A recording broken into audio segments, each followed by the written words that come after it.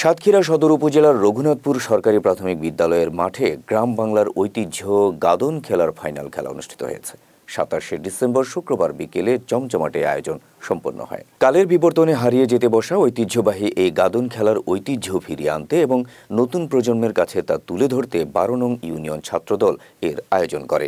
খেলাটি উপভোগ করতে নানা প্রান্ত থেকে ছুটে আসেন সব বয়সের অসংখ্য দর্শক। শুক্রবার বিকেলে ফাইনাল খেলায় অংশ নেয় মুকুন্দপুর ইমার্জি ক্লাব ও ঘরচালা গাদন দল।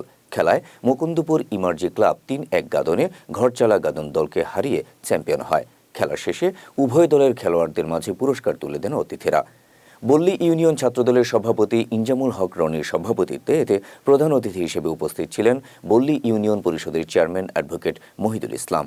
সদর উপজেলা ছাত্রদলের যুগ্ম আহ্বায়ক শাহিনুর রহমানের সহযোগিতায় ও বল্লী ইউনিয়ন ছাত্রদলের সাধারণ সম্পাদক রাশেদ রেজার ব্যবস্থাপনায় এতে বিশেষ অতিথি হিসেবে উপস্থিত ছিলেন সাতক্ষীরা জেলা ছাত্রদলের সদ্য সাবেক সভাপতি শেখ শরীফুজ্জামান সজীব, সদ্য সাবেক সাধারণ সম্পাদক মমতাজুল ইসলাম চন্দন, সদর উপজেলা ছাত্রদলের আহ্বায়ক মঞ্জুরুল আলম বাপ্পি সহ স্থানীয় বিএনপি ও এর অঙ্গ সংগঠনের নেতৃবৃন্দ।